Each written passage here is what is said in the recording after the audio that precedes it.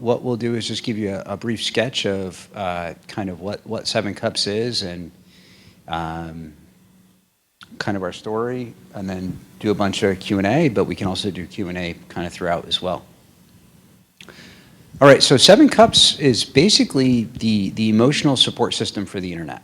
So what's the first thing you want to do when something good or something bad happens to you? Well, let's stick with the something bad first.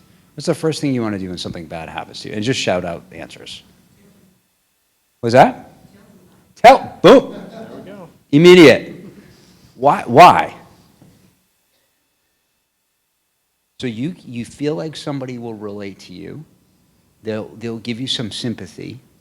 So follow that. Why is that important? Why is relating to you or giving you sympathy important? What happens in you when that happens?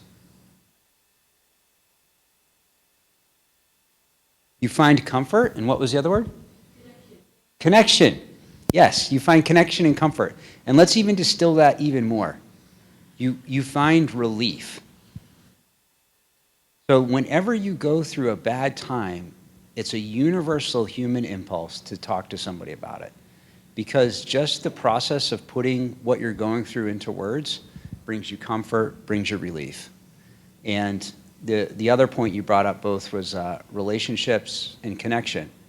Because it's not just enough to just articulate it out loud, right? Like, you know, otherwise we could just verbalize into the air what's happening to us and feel better. But you have to have that connection with another person who understands you.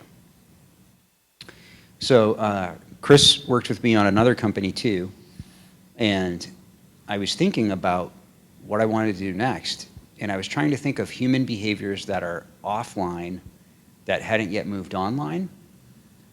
And like dating. Dating is an example of a behavior that was offline and then it moved online, right? For my other company, learning. Learning used to be all offline and then it moved online. So I was struggling. I wanted to get a behavior that humans routinely and reliably did that was offline that hadn't yet moved online. And I was talking to my wife about a problem. She's a therapist. I'm a psychologist. And of course I felt better and I thought, what do people do who don't have a therapist for a spouse? Like, this is crazy. I'm so lucky. And that's when it occurred to me, we need to make an online solution for anybody who needs to talk to somebody so that they can feel better. So that's how kind of the ball started getting rolling with Seven Cups. And that was back in early 2013. And we're starting to put it together. And how many of you have heard about Y Combinator? One of you, two of you, three of you? Okay, so Y Combinator is like a startup accelerator, kind of like Hatch. It's out in Silicon Valley. They're behind companies like Airbnb, Reddit, Dropbox, Stripe. Those are some of the more well-known companies. Zenefits. Anyways. These guys, I was sitting on my couch one night, and there was a post on Hacker News, if any of you ever read Hacker News, and it said, applications are open, because you apply and you can go out there for a batch for like a summer or a winter season. But it's really competitive. It's like more challenging than getting into Harvard. So I'm not the candidate. Like I'm 39 years old, I'm a psychologist, I have 4 kids. It's normally like math wizards that are like 18 from MIT. So the odds were like really, really long, but they said, hey, we'll read your application if you submit it like tonight. Because like we tend to read the ones that get in early, but not the ones in later. So I stayed up really late that night, 2 a.m., recorded this video, dropped it, and then I kind of forgot about it. And then a couple months later, I'm sitting on my couch, reading Hacker News again, and there's a post. Hey, notifications just went out for people that we'd like to interview for the next batch. And I checked my email, and there was an email from them. And it was like, we'd like to fly you out for a 10-minute interview. My jaw just dropped. I was like, what? There's no way. So I walked into the kitchen. I was like, I got an interview. I see, this is crazy. And told my wife, and I was like, good with this? Because like this is crazy. Like I'm gonna go live out there for 3 months if they accept me, which is insane. Obviously, like I said, I've got 4 kids, right? You guys got to think about that. Like, that's kind of nuts. Um, so I went, and I didn't think I was going to be accepted, so I chose my flight to come back early because you had to stay longer. You had to like push out the return flight longer if you were going to stay. So I really had no confidence that I was going to get selected. So went out there. I deliberately chose the interview at the end of the day because I knew if we went long, we could have more than 10 minutes. It felt crazy to me that they were going to drill me for 10 minutes and make a decision. So anyways, got there, prepared like crazy, did all the reading that I could do, and the interview ended up going 15 minutes. And they said, we'll call you if you get in, or we'll email you if you get out. So this is in downtown Mountain View in California. So I went and I got a big, dark beer, and I got a phone call from a Palo Alto number. I don't know anybody who lives in Palo Alto. And it was the creator of Gmail, who I had just interviewed with. And he said, basically like, we'd like to make you an offer to come in on the program. And I was like, freaking out, could not believe it. So then, of course, I was like, absolutely. And then, pushed my flight back, stayed in an Airbnb with some folks that were not terribly clean, but it was okay. We got through. Came home, wrapped some things up for a month, and then flew back out to California. I just learned that the prices are so high up there. We had a 2-bedroom apartment. It was $3,000 a month in Mountain View. That we have a person on our team who her husband works at Google, and I was telling her they're doing some house renovations because they're about to have a baby, and she's looking for a place to stay. And I said, hey, I stayed at this place, Avalon. It wasn't bad. It was kind of expensive. It was $3,000. She said, well, I looked there. It's now $5,500 a month. Isn't that insane? So when you think about inflated prices in San Francisco, Silicon Valley area, it really is just crazy. But anyways, so I thought $3,000 a month was like absolutely outrageous. But anyways, what are you going to do? Pulled the trigger, went out there, went to our first partner meeting. You get to choose the partner that you want to work with. I wanted to work with Paul Buchheit, who was the creator of Gmail. And basically the feedback was, have you gotten this in front of users yet? Because the most important thing when you're building a product is to hurry up and get it in front of users, because like all the assumptions you have are probably going to be wrong. And like I had around here met with a lot of parents of children with disabilities. So that's what I originally thought. I thought these folks are struggling, it's challenging. They have kids with that are maybe struggling with Down syndrome or ADHD or Asperger's or autism, and I thought these guys, they've told me repeatedly they need support, so we should build a system to help these folks. Well, they didn't use it. So I went to that first interview, and he was like, have you gotten any people using this thing yet? And I was like, no, but let me show you the home site. And he was like, I don't want to see the home site. And he was like, you just have to get people using it. And I was like, it was a little bit painful because I wasn't used to that kind of abrupt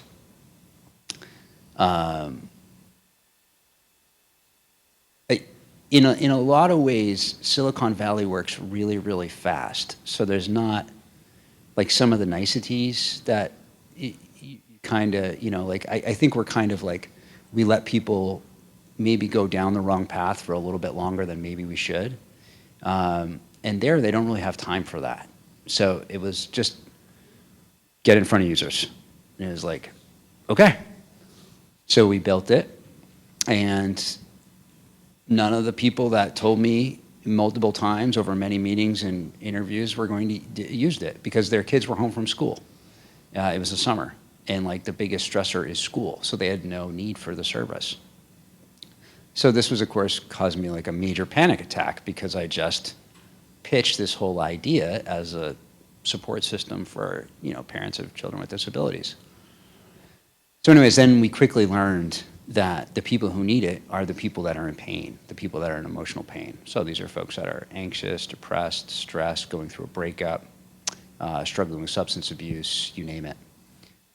Um, and that's who used the system. And we started building it, and we were overwhelmed with demand. There were a lot of people that needed to talk to somebody. And for us, early on, so now, if you come to the site, now by the way, we have close to 1 million visitors a month. We have 130,000 conversations a week. We have 120,000 listeners across 189 countries, providing support in 140 languages. We've got an iPhone app, we've got an Android app, which are about to get way better. So like, Don't check them out. don't try them now. I mean, they're okay, they're not bad, but like in a couple of days, in a couple of weeks, they're going to be like 1,000 times better. Like seriously, way better. But anyways, back then, it was like me, wife, and a handful of people trying to do these conversations. So we would be doing like 3 and 4 people at a time. Like, open up a new tab, open up a new tab, and they would just like keep coming and coming and coming. I'd be at the pool with my kids and like on my iPhone, like switching it between windows, because of course we didn't have an app or anything, trying to help a whole bunch of people. So we're doing 50 conversations a week. And like I said, now we're doing 130,000. But back then at 50, it was this constant demand and limited capability to meet that demand. And this guy, Robin Steptoe, old English guy, he was probably like 65, super cool guy. He said, he worked for NAMI, which is the National Alliance on Mental Illness. And he said, why don't we allow people that are seeking help to become listeners? Because back then, I'm still a stodgy psychologist. We got to be critical about who we let listen. Sanity. So we put up a little blue sign that said, hey, one of the best ways to help yourself is to help somebody else. And it was like a little blue banner. It was really tacky, but it would like rotate through. And anyways, we all of a sudden started getting listeners. We could start meeting some of the demand. Now, of course, the demand is always greater than meet, but that at least closed the gap a good amount. So that was a really good lesson learned early on. Another big lesson learned early on was the importance of community.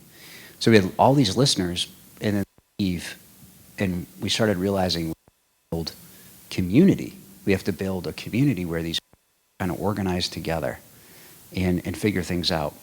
And part of that process is the users you get are going to be smarter than you collectively. And like, just think about Google for a second. Like, Google created a system when they use PageRank.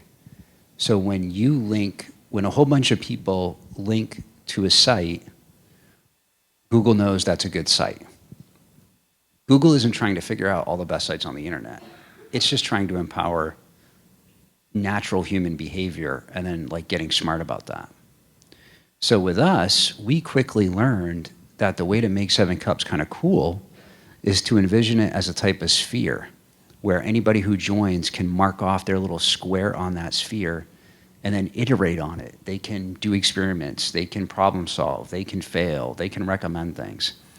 And soon what happened was we built this whole really cool leadership system where people like move up in the ranks of being a listener. So now you're a listener, and then you're like a peer supporter, and then you're like a mentor, and then you're a mentor leader, and then you're an ambassador.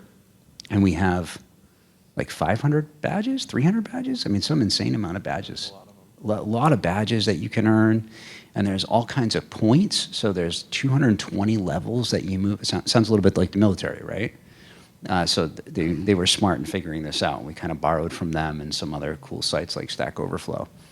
But those kind of elements, like keeping people engaged, building community, making it easy, providing value to people consistently so they can keep moving up and educating themselves and learning.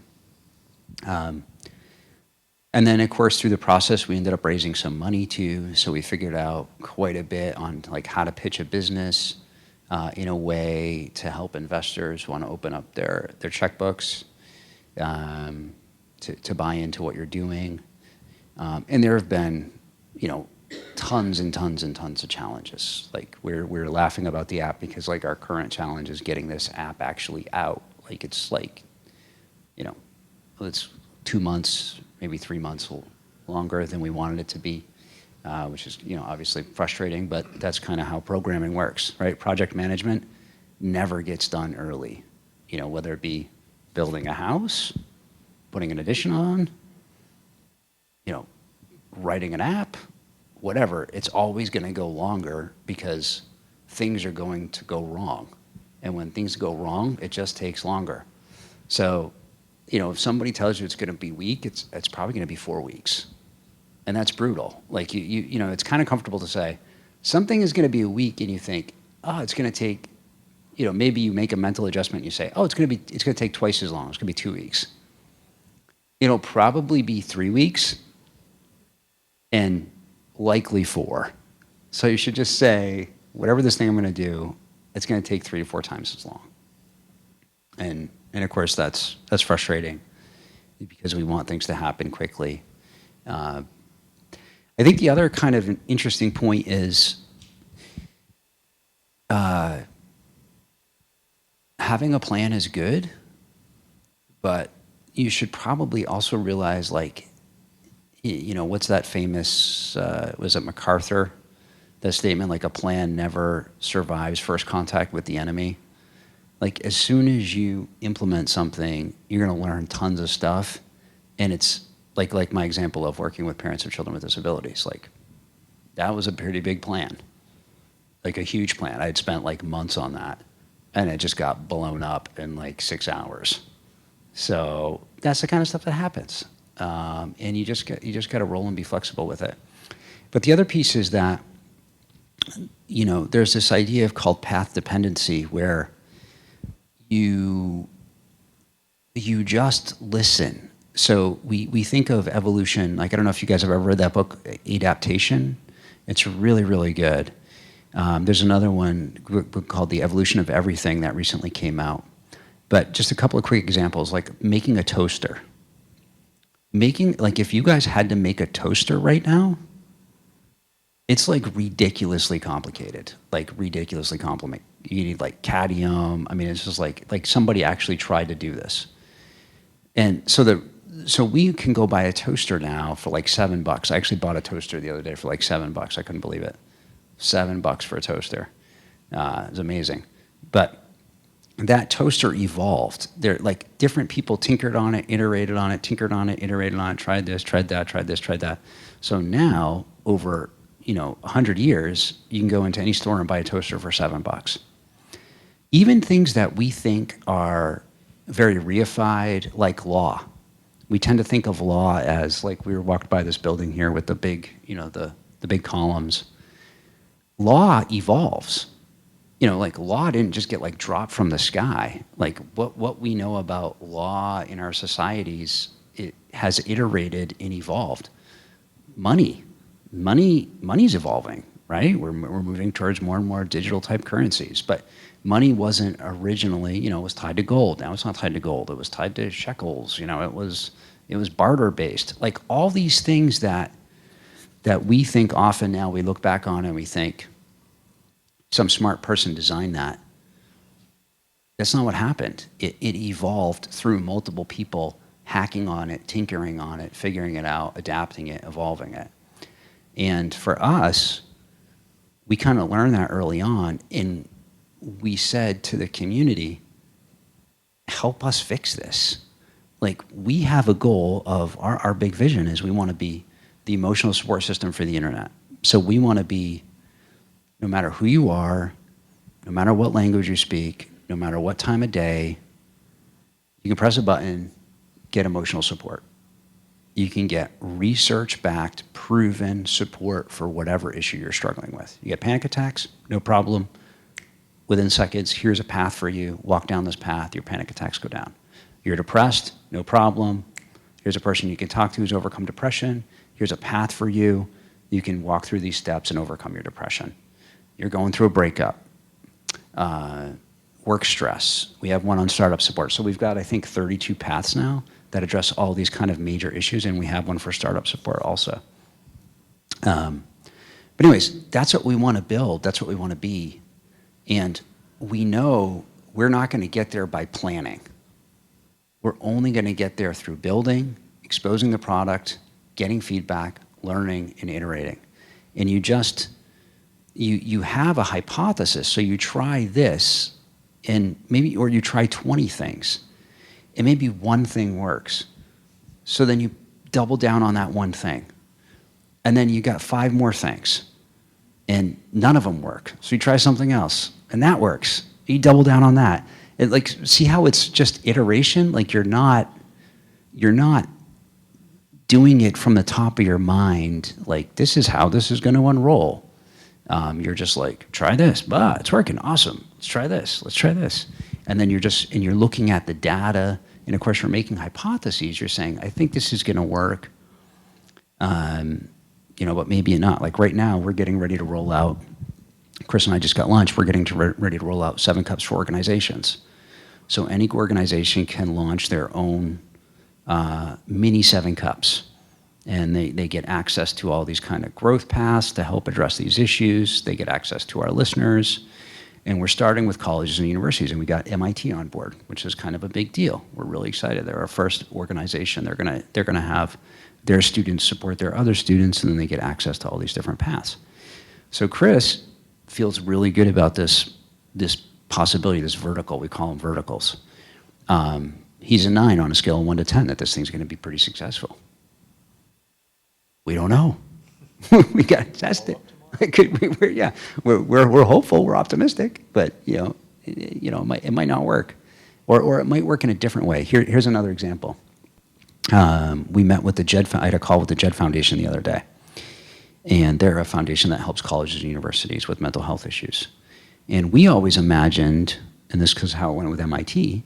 You got an MIT splash page, then you have all the listeners underneath that main area, so they can just see all their listeners and click on the ones that they want to connect with. Well, some schools might not even want to deal with listeners. Some organizations might not want to deal with listeners. They might want to just farm everybody out to 7 Cups proper, back to our home site. So they have a branded splash page. They have the ability to access resources and the different growth paths. But when they want to emotionally talk to somebody, they just go to 7cups.com instead of through their vertical.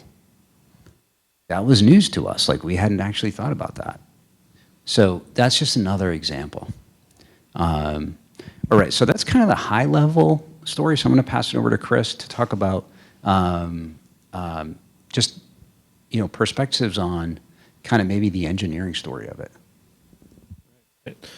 So the engineering, I think it really came down to, I've built a lot of websites in my day. I did a lot of small company websites and things like that.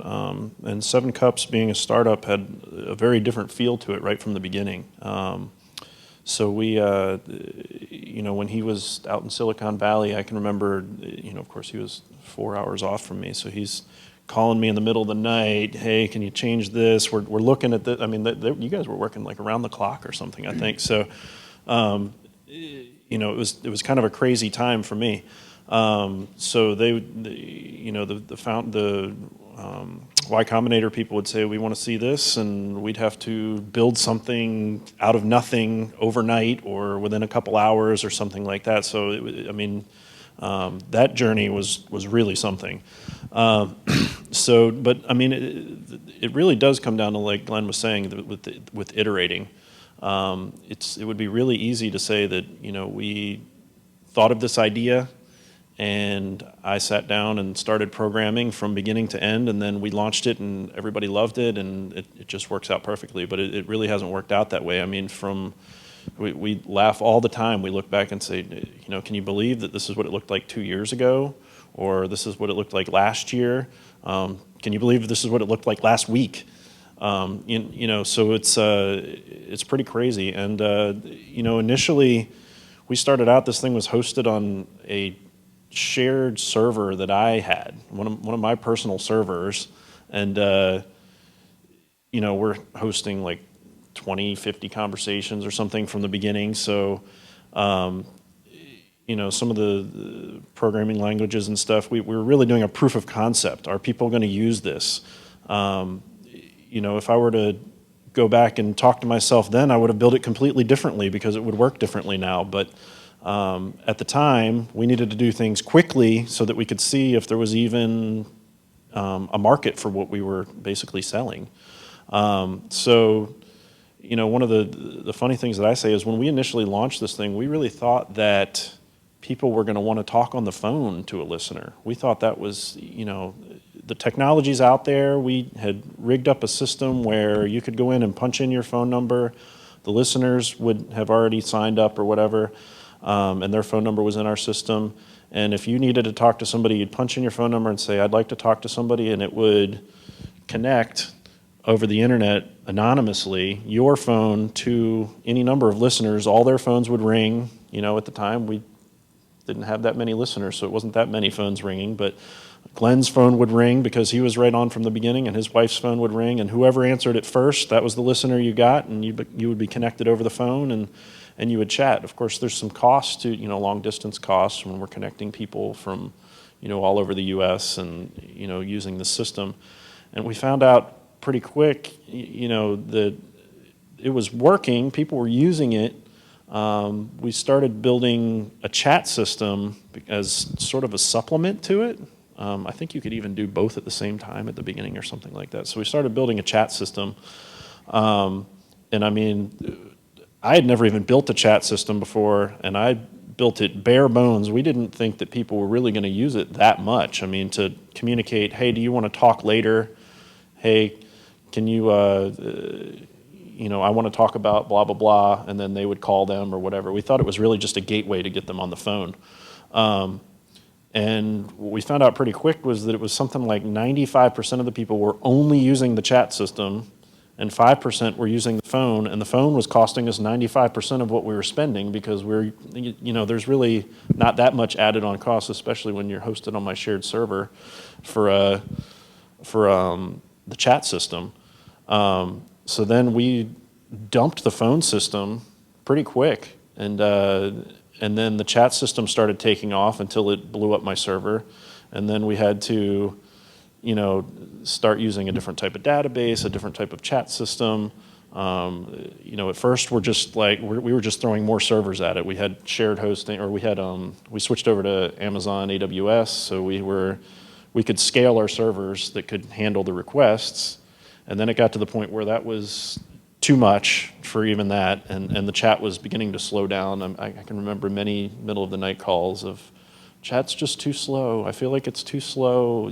People aren't getting their help, and trying to put a Band-Aid on it to keep it going, until we eventually switched over to Node.js for transferring the messages, which is really kind of magic. I'd never used it before. It's a really cool thing.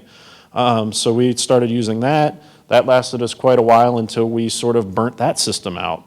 To the point where one server could only handle so many messages, and we send, 1 million messages a day or something outrageous. So that got to the point where we needed to scale that, and there were challenges with that, so we had to sort of jump on that. And then all that, in the midst of that, when it's just us and maybe a couple other people, I'm getting the support tickets, from people saying, hey, I tried to log in and I forgot my password. And I'm getting the support tickets for, why is this chat system not working on my 14-year-old iMac or whatever. So I'm the type of person that I think it's important to really sincerely answer them. So, and Glenn has, sometimes told me, just ignore them, just get back to work. But I try to answer every support. Honestly, I try to help people out, and I've had a lot of positive feedback from that. And I think when it comes down to, I think that especially when they email me and I respond to them, that they really feel like I'm part of the community, and that makes them part of the community. So that's worked out well for us. And we just keep bobbing and weaving, and we're trying. We've got this new app coming out. We've got another developer on board now. We've got our team has grown. We've got community leaders and these sorts of things. And then of course, like Glenn said, our listeners have really stepped up. I mean, another thing that we thought that they were going to want to get paid. I mean, who wants to give away their time for free? So we had built an enormous, when you deal with money on the internet, there's a lot of security issues, there's a lot of things that you have to take into account. So it was no small task to make it so that user A could tip listener B $5 for doing a nice job, or listener B could charge 50 cents an hour or whatever it was. We'd built an enormous system around that. And then, of course, if you wanted to work for free, you could. We were happy to let volunteers, do it. And we found that what ended up happening is we had so many free listeners that were really getting something in here, and we're getting badges and points and things for doing 7 Cups of Tea, that they just didn't, people were gravitating towards the free listeners because I think they were more heartfelt listeners. And the people that were getting paid weren't getting any chats, so they sort of dwindle away, and then we had to just eliminate that revenue route altogether. So it's been really interesting. Zach wants us to wrap it up. Okay. Let's do, I just said that Zach was like giving me the woo, and now he left.